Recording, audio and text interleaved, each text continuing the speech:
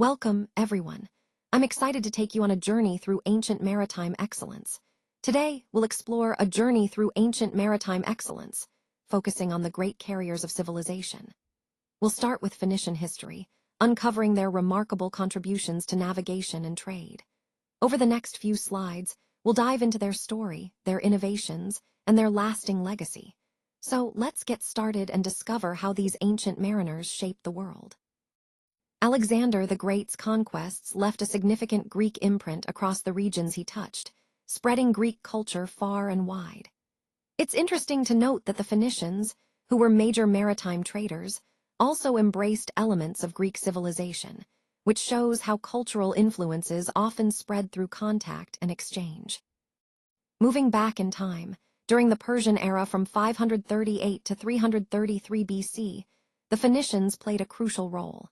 Their navy supported Persia in major wars, especially during the Persian invasions, but they also experienced revolts against heavy tributes imposed by the Persians. This period highlights the complex relationships between these civilizations, alliances, conflicts, and resistance. Before that, during the Assyrian rule from 875 to 508 BC, Phoenicia was conquered and subjected to foreign dominance. The Assyrians stripped the people of their liberty, marking a tough period of foreign control and upheaval for the Phoenicians. All of these events are part of the larger story, the rise and fall of empires, which helps us understand the shifting power dynamics in the ancient world. Each phase reflects how civilizations rose, interacted, and sometimes fell, shaping the history we study today. This conquest really left a lasting impact on Phoenician society, especially in terms of Greek influence, which can be seen even after the city's fall. The Phoenicians tried to resist for 6 months, showing their resilience, but ultimately the city could not withstand the pressure and finally collapsed. Now, a pivotal moment in this history is when Alexander the Great arrived in 333 BC and laid siege to the island city of Tyre. This event, known as the Siege of Tyre, was one of his most challenging campaigns. It highlights how strategic and determined Alexander was in expanding his empire, and it also underscores the importance of Tyre as a key naval and trading hub in the Mediterranean. Connecting this to the overall theme, the siege exemplifies the clash of civilizations and the profound influence of Greek conquest on the broader region. It's a powerful example of how military might shape history and culture in the ancient world. Let's start with the explorers who reached the Atlantic Ocean. These early navigators were incredibly skilled and adventurous, pushing beyond known waters to discover new lands and trade routes. Their voyages opened up the possibility of connecting different parts of the world, which was a huge step forward in exploration. Next, we have the expert shipbuilders. The designs of their ships were so advanced that later civilizations, like the Greeks, copied them. This shows how innovative and influential Phoenician shipbuilding knowledge was, laying the groundwork for future maritime advancements. And here's a fascinating point. These navigators were among the first to use the North Star, Polaris, for night navigation. This was a game changer because it allowed sailors to determine their latitude even when the sun wasn't visible, making nighttime travel much safer and more accurate. All of these points highlight how the Phoenicians were pioneers in navigation and shipbuilding, setting the stage for the incredible maritime achievements that followed. Their skills and innovations helped shape the course of exploration and trade in the ancient world. Their routes extended as far as England for tin and east to the Black Sea for resources. This shows how far-reaching their trade networks were, connecting different parts of the world to access valuable materials. By 1000 BC, they had established outposts in Gibraltar and Cadiz, reaching the Atlantic. This was a huge milestone, opening up new opportunities for trade and exploration across the Atlantic Ocean. Then, in 600 BC, a remarkable Phoenician expedition sailed down the Red Sea and around the coast of Africa. This was an incredible feat of navigation and courage, demonstrating their desire to explore and establish new trade routes beyond known boundaries. These great expeditions highlight their curiosity and drive to expand horizons, which fits perfectly into the overall theme of human exploration beyond the horizon. Wealth was built on mutual exchange and understanding of foreign markets. This means that successful trade relied heavily on both sides sharing knowledge and adapting to each other's needs. Such flexibility allowed them to dominate trade for nearly 300 years, which is quite an impressive feat. They didn't just transfer goods, they adapted to the preferences of different countries across the Mediterranean. By embracing what each market valued most, they created a truly customer-centric approach. The secret of their success was focusing on the customer, understanding and meeting their specific desires. This approach is a perfect example of how putting the customer first can sustain long-term success in trade. It ties directly into our overall theme of strategic adaptability and understanding market needs to thrive. Now, let's take a closer look at some of the key products that truly fueled the Mediterranean economy. Wool, papyrus, and glass were essential commodities, each playing a vital role in trade and daily life. Wool, for instance, was crucial for clothing and textiles, while papyrus was used for writing and record-keeping, both vital for communication and administration.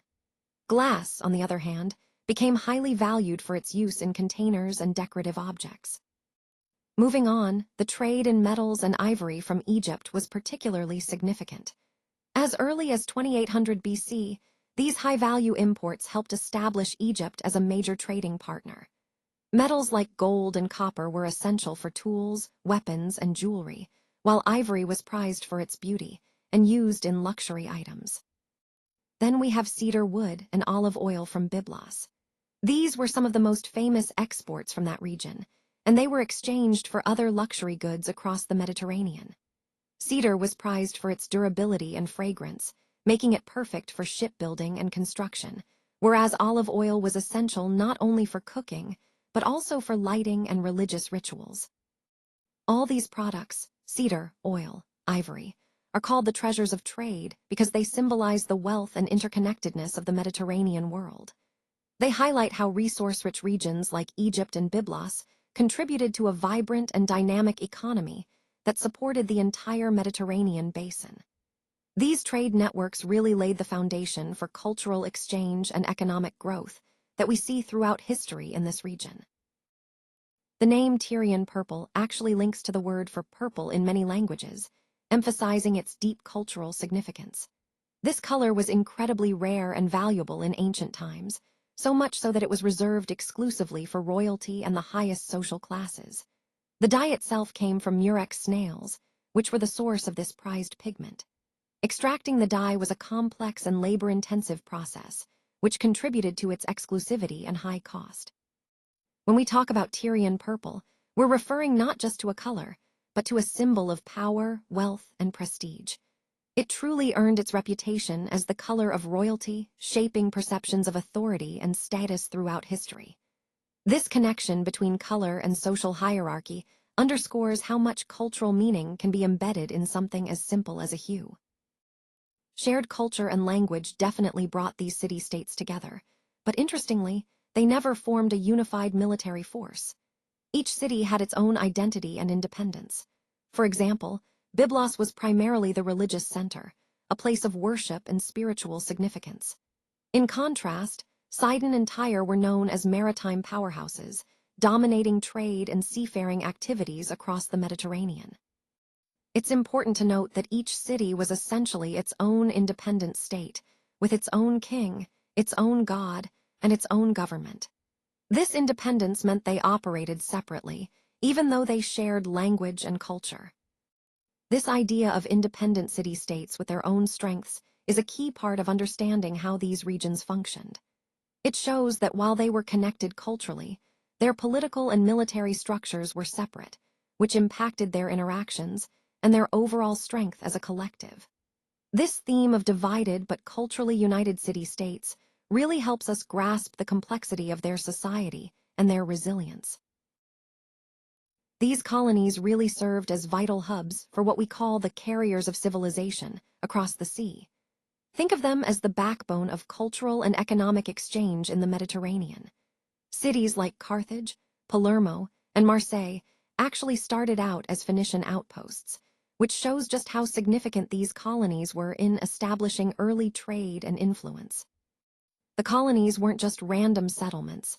They were carefully established from North Africa to Sicily and Spain, mainly to protect and expand trade routes.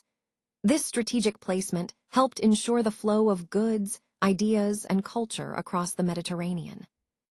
And when we talk about Mediterranean colonies expanding their reach, it's really about how these early Phoenician settlements laid the groundwork for a broader network that connected different regions. It's a perfect example of how trade and exploration fostered the spread of civilization, which ties into the larger theme of how these colonies helped shape the ancient world. The Phoenician alphabet is actually the direct ancestor of the alphabet we use to communicate today. It was a revolutionary system at the time, and its influence extended far beyond its origins. The Greeks and Romans adopted and adapted this system, refining it into a 22-letter phonetic alphabet. This simplification made writing much easier, especially for global trade and everyday communication. When we talk about the Phoenician legacy, we're really referring to the foundation of our modern alphabet, something that transformed how humans record and share information across centuries. It's fascinating to see how this ancient system still underpins the way we write and communicate in our daily lives. The legacy of the Phoenicians lives on in every word we write and every sea we sail. They were truly a civilization of carriers, bringing the ancient world closer together through their innovations. Their advancements in navigation allowed explorers to traverse vast oceans more safely and accurately, which opened up new trade routes and cultural exchanges. At the same time, their development of the alphabet revolutionized communication, making it easier to share ideas, record history, and conduct business across regions. These innovations didn't just impact their time, they fundamentally changed the course of history by connecting the East and West through commerce and communication. So, when we think about why the Phoenicians matter today, it's because their contributions laid the groundwork for the interconnected world we live in. Their spirit of exploration and communication continues to influence us, reminding us how far human ingenuity can take us when we build bridges across cultures and oceans.